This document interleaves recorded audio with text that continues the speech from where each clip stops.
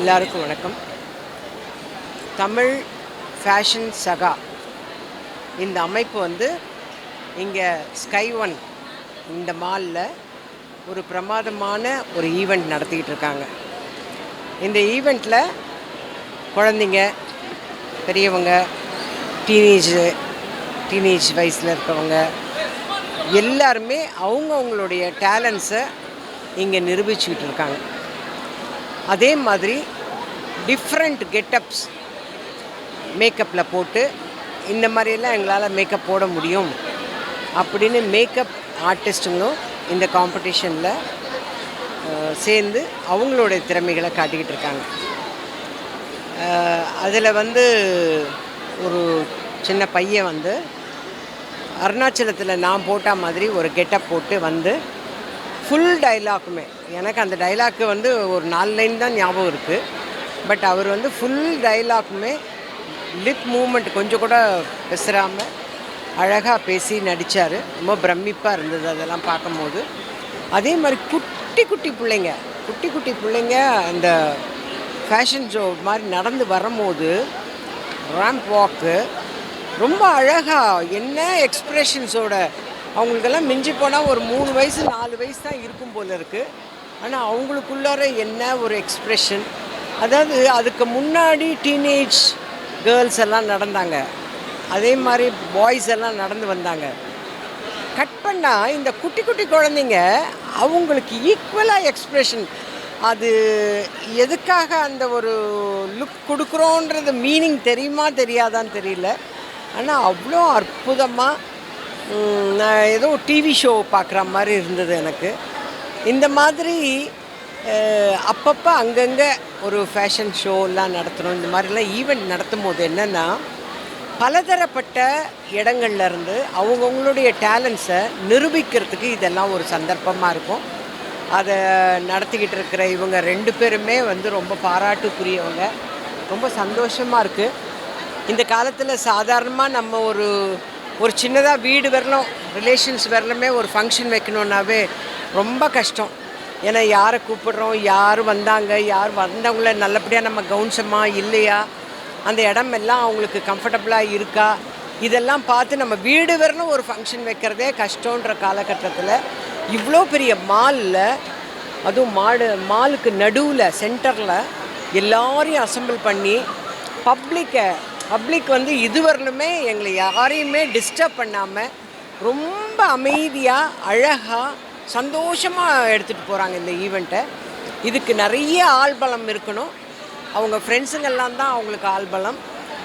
எல்லா பலத்தை விட மீடியாவிலேருந்தெல்லாம் நீங்கள்லாம் வந்திருக்கீங்க. நீங்கள் தான் அவங்களுக்கு ரொம்ப ரொம்ப பெரிய சப்போர்ட் கொடுக்குறீங்க. அதுக்கு எல்லாருக்கும் நான் இந்த நேரத்தில் நன்றியை தெரிவிச்சுக்கிறேன். ரொம்ப அழகாக அருமையாக எடுத்துகிட்டு போயிட்டுருக்காங்க இந்த ஈவெண்ட்டை. இப்போ கூட பாருங்கள். ஆனால் பப்ளிக்லேருந்து யாருமே எந்த டிஸ்டர்பன்ஸும் பண்ணல. எல்லோரும், அதுவும் ஒரு மாலில் ஒரு இவ்வளோ பெரிய ஈவெண்ட் நடக்குதுன்னா எவ்வளோ கலாட்டா இருக்கும். ஆனால் அந்த மாதிரி கலாட்டா எதுவும் பண்ணாமல் பப்ளிக்கும் வந்து அமைதியாக அவங்களும் ஆச்சரியத்தில் தான் பார்த்துட்ருக்காங்க. குழந்தைங்கள்லாம் வர்றதெல்லாம் பார்க்கும்போது அவங்களுக்கு ரொம்ப ஆச்சரியமாக இருக்குது. ஆனால் ஃபஸ்ட்டு ஈவெண்ட்டில் முருகர் வேஷம் போட்டு வர்றது வந்து இதுதான் நான் ஃபஸ்ட்டு ஈவெண்ட்டில் பார்க்குறேன். யூஸ்வலாக வந்து சேனலில் நடக்கிற ப்ரோக்ராமில் வந்து முருகராக வருவாங்க, வள்ளியாக வருவாங்க, அம்மனாக வருவாங்க, அதெல்லாம் நம்ம பார்த்துருக்கோம். ஆனால் ஒரு பப்ளிக் ஈவெண்ட்டில் முருகர் வேஷம் போட்டு வர்றது, அந்த மேக்கப் போட்டவங்களுக்கு என்னுடைய பாராட்டுகளை தெரிவிக்கணும். ரொம்ப அருமையாக இருக்குது இந்த ப்ரோக்ராம்.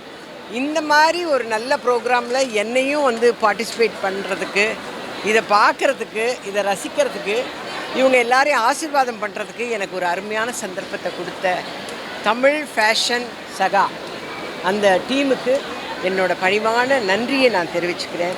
நன்றி. இதே மாதிரி நீங்கள் இதை விட பெரிய ஈவெண்ட்டெல்லாம் நீங்கள் நடத்தணும்.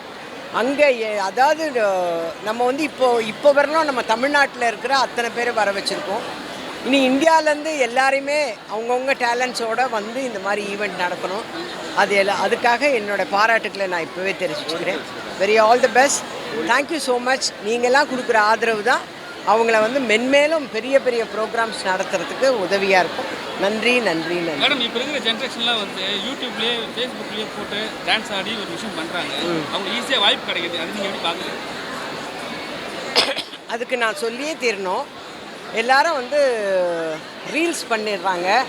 அவங்களுக்கு வந்து ஃபாலோவர்ஸ் இவ்வளோ பேர் இருக்காங்க, அவ்வளோ பேர் இருக்காங்கன்னு அதை பார்த்த உடனே டைரக்டர்ஸ் எல்லாம் என்ன பண்ணுறாங்க தெரியுங்களா? டைரக்டராக இருக்கு நிறைய டைரக்டர்ஸ் இப்போது என் கூட, அதாவது இப்போ நான் நடிக்கும் போது ஒருத்தர் புதுசாக வந்து நடிச்சிட்டு இருக்கும்போது அவங்க திணறாங்க டைலாக் சொல்கிறதுக்கு. ஆல்ரெடி பெரிய பெரிய ஆர்டிஸ்ட் நடித்ததை, அவங்க பாட்டு பாடி நடித்ததை இவங்க எடுத்து ரீல்ஸாக போடுறாங்க. அதுதானங்க ரீல்ஸு. எனக்கு அவ்வளோவா தெரியாது அதை பற்றிலாம். ஆனால் அவங்களுக்குன்னு ஒரு ரியல் டைலாக் கொடுக்கும்போது அங்கே வந்து திணறாங்க. ஓகேங்களா? அப்போ திணறும் போது நான் கேட்டேன், இவங்க யார் இந்த அம்மா, யார் சார்?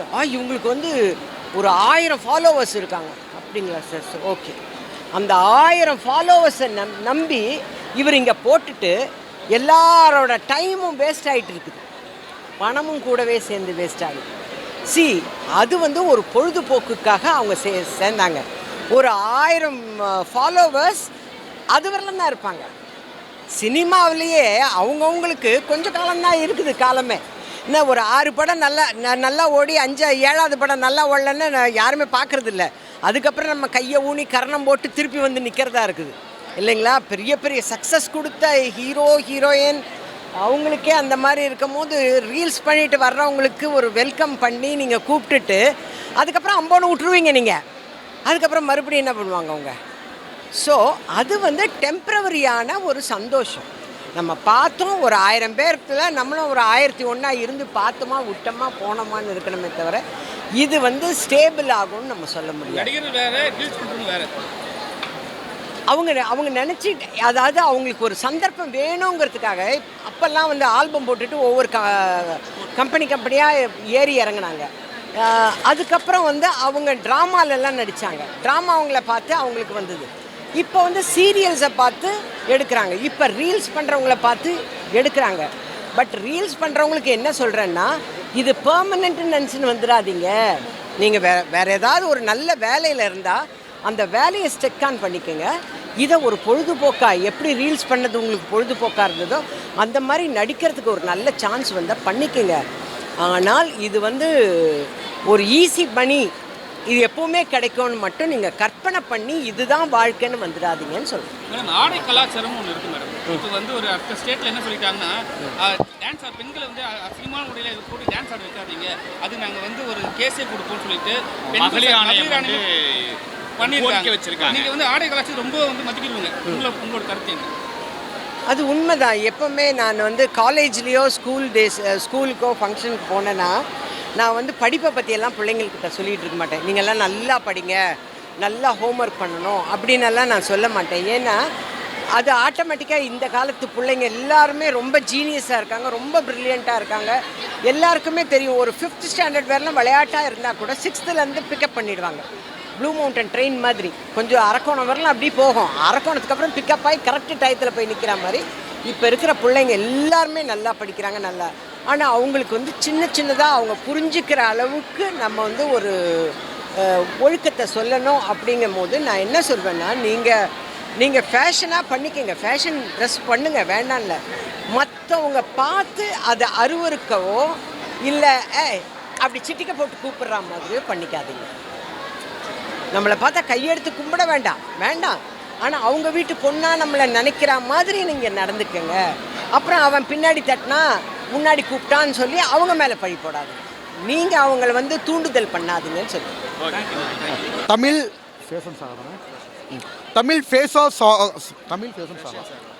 ஃபேஷன் சாகா நம்ம ஸ்கை வாக் மாலில் வந்து பார்த்தீங்கன்னா, ஸ்கை ஒன் மாலில் வந்து ஃபேஷன் ஷோ நடத்திக்கிட்டு இருக்காங்க. இந்த ஈவெண்ட் வந்து பார்த்தீங்கன்னா ரொம்ப பிரம்மாண்டமாக குழந்தைங்கள்லேருந்து இளைஞர்களில் இருந்து ஈவன் வந்து பார்த்திங்கன்னா பெரிய பெரிய செலிப்ரிட்டிஸு, ஆக்சுவலாக நடிகை வடிவுக்கரசி அம்மா வந்திருந்தாங்க, மேடம் வந்திருந்தாங்க. அதுக்கப்புறம் வந்து பார்த்திங்கன்னா நம்ம big boss celebrities, Vijay TV artist, பொதுமக்கள், இளைஞர்கள், குழந்தைகள் இதெல்லாம் வந்து பார்த்திங்கன்னா கலந்துக்கிட்டு விழா வந்து ரொம்ப பிரம்மாண்டமாக நடந்துக்கிட்டு இருக்குமா.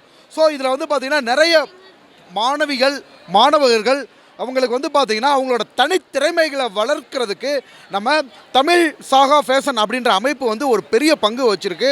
ஸோ மாணவர்கள் சார்பில் வந்து பார்த்திங்கன்னா எஸ்பெஷலி குழந்தை பருவத்திலேருந்தே அவங்களோட எக்ஸ்ட்ரா கரிக்குலர் ஆக்டிவிட்டீஸ் அவங்களோட தனித்திறமைகளை ரொம்ப அழகாகவும் ஒரு நல்ல விதமாகவும் ப்ரெசென்ட் பண்ணுறதுக்கு தமிழ் சாகா ஃபேஷன் அப்படின்ற அமைப்பு வந்து ஒரு ரொம்ப முக்கிய பங்கு வச்சுருக்காங்க. எஸ்பெஷலி வந்து பார்த்திங்கன்னா அங்கே க்ரௌட் ரொம்ப அதிகமாக இருக்குது சார்.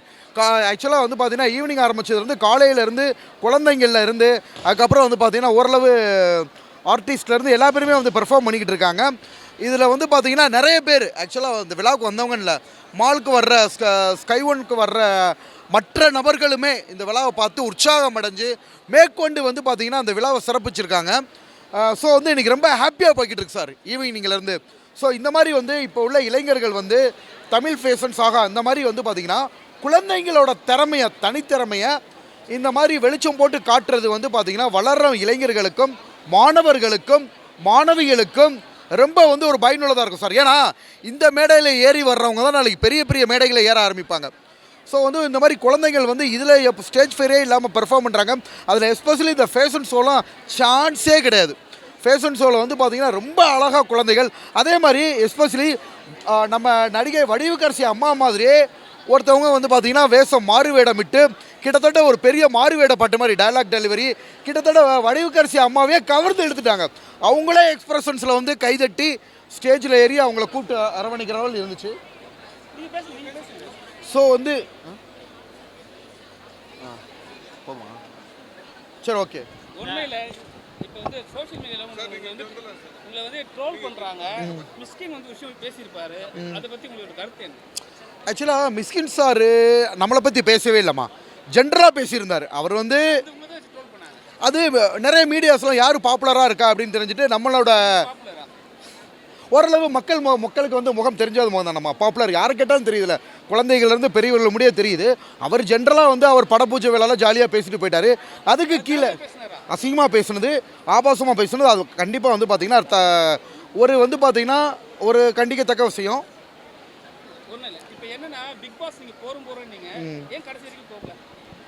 சார் அது மக்கள் தீர்ப்பு. உங்களுக்கு தெரியும் பிக் பாஸ் வந்த புதுசில் வந்து குழந்தைங்கள்லேருந்து பெரியவங்க முடிய துபாய் போனப்போ கொண்டு நீங்கள் போனால் நல்லாயிருக்குன்னு எதிர்பார்த்தாங்க. மக்கள் நினைக்கிறதெல்லாம் நடக்கணும்னு இல்லை இல்லையா? ஸோ அந்த நேரம் நடக்கல. ஆனால் கலக்க போகுது யாரில் வந்து பார்த்தீங்கன்னா இவரை நீங்கள் ஸ்பெசிஃபிக்காக கூப்பிடுங்கன்னு தாம்சன் சாருக்கு தொலைக்காட்சியிலேருந்து ப்ரெஷர் சார் அவரே ஓப்பனாக சொன்னார். என்ன திவாகர் தொலைக்காட்சியிலேருந்து கூப்பிட்டு இவரை கூப்பிடுங்கன்னு சொல்கிறாங்க, ரொம்ப ஹாப்பியாக இருக்குன்னு சொன்னாங்க. ஏதோ ஒரு வகையில் வாய்ப்பு வந்துக்கிட்டு தானே சார் இருக்குது. மக்கள் முன்னாடி நம்ம முகத்தை காமிச்சிக்கிட்டே தானே இருக்கோம். வாய்ப்பு கொடுத்த வரைக்கும் நம்ம விஜய் டிவி நிறுவனத்துக்கு நன்றியை தெரிவிச்சுக்கிறோம். ரொம்ப ஆக்சுவலாக ரொம்ப கலர்ஃபுல்லாக இருந்துச்சு. குழந்தைகள் வந்து பார்த்தீங்கன்னா சார் ரொம்ப பிரமாதம். அதான் சார் அதில் நிறைய உழைப்பு இருக்குது, மேக்கப் இருக்கு இல்லையா, அவங்க எல்லாருக்கும் மேக்கப் பண்ணுறதுலேருந்து கோரியோகிராஃப் பண்ணுறதுலேருந்து இதில் நிறைய உழைப்பு இருக்குது. அதுக்கு பின்னாடி ஒரு டீமே இருக்கு இல்லையா, கோரியோகிராஃபர் மேக்கப் பண்ணுறது, அதுக்கு முன்னாடி டீச்சிங் ரொம்ப பிரமாதமாக இருந்துச்சு சார். ஃபேஷன் ஷோ வந்து பார்த்தீங்கன்னா தமிழ் ஃபேஷன் சாகா அருமையாக போயிட்டுருக்கு இந்த ஈவெண்ட்டு. அந்த ஈவெண்ட் ரொம்ப என்ஜாய் பண்ணியிருக்கேன். அந்த ஈவெண்ட்டை வந்து நானும் ஜெஃப் வந்து பார்த்து என்ஜாய் பண்ணிகிட்ருக்கோம். இது வரைக்குமே நிறைய ஃபேஷன் ஷோஸ்லாம் போயிட்டுருக்கு, சூப்பராக பண்ணிக்கிட்டு இருக்காங்க. அடுத்த வாட்டி மிஸ்டர் நவீன் எங்களை மறுபடியும் கூப்பிடுவார்னு நினைக்கிறேன். ஏன்னா நவீனை சப்போர்ட் பண்ணி தான் இந்த இடத்துல வந்திருக்கோம் நாங்கள் 2 பேரும். என்ன நவீன் கூப்பிடுவீங்களா? எல்லா ஃபேஷன் ஷோலயும் இருக்கீங்க ப்ரோ. ஆமாம், எல்லா ஷோ மட்டும் இல்லை, எந்த ஷோ வந்தாலும் எந்த ஷோ வந்தாலும் இருப்பார் நவீன். அதே மாதிரி இந்த நவீன் எங்களுக்கு காசு கொடுப்பார். ஜெஸ்ஸியும் கூப்பிடுவாங்கன்னு நினைக்கிறேன். ஜெஸ்ஸி வாவ் எஸ் அப்படியே பதிவு பண்ணிட்டாரு. பேசிக்காக இட்ஸ் ஃபன் லவ்விங் டீம் தான். இந்த டீமை சப்போர்ட் பண்ண தான் நாங்கள் மெயினாக இங்கே வந்திருக்கோம். And thank you Naveen, thank you Jessie for having us. And all the best fashion saga. Love you. Thank you. அதுதான், இதுக்கு மேலே என்ன எதாவது பேசணுமா? 1940 கேர்ள்ஸ்லாம் ரெக்கார்டை கட் பண்ணுவோம். ஃபேஷன் ஷோ எப்படி இருந்துச்சு? சூப்பராக இருந்துச்சு. மாலில் இருந்துச்சு, நாங்கள் பார்த்தோம், சூப்பராக இருந்துச்சு. அவ்வளோதான். அவங்க பார்ட்டிசிபேட் பண்ணாங்களே, அவங்க ரொம்ப சூப்பராக ஃபேண்டாஸ்டிக்காக வந்து ரொம்ப அருமையாக இருந்துச்சு. ஏன்னா சின்ன பசங்களுக்குலாம் வந்து இந்த ஒரு ஸ்டேஜ் ஃபியரே இல்லாமல் இருந்தாங்க. நான்லாம் இந்த வயசுலலாம் வந்து சீட்டோஸும் லேஸ் பேக்கெட்டும் சாப்பிட்டு சுற்றிட்டு இருந்தேன் நான்.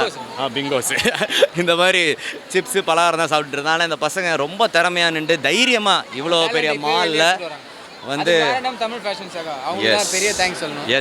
S and they are brought the young talent and it was nice being here. இன்னும் நாங்கள் என்ஜாய் பண்ண வெயிட் பண்ணிகிட்டு இருக்கோம்.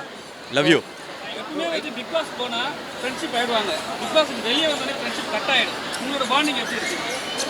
அது நாங்கள் 2 பேர் மட்டுமே பூர்வ ஜென்மம்னு நினைக்கிறேன். எந்தும் ஜெஃப்ரி தான். ஏன்னா என் பொண்டாட்டியோட அதிகமாக ஜெஃப்ரியை தான் கேட்டுன்னு இருக்கிறாங்க எங்கே நான் போனாலும்.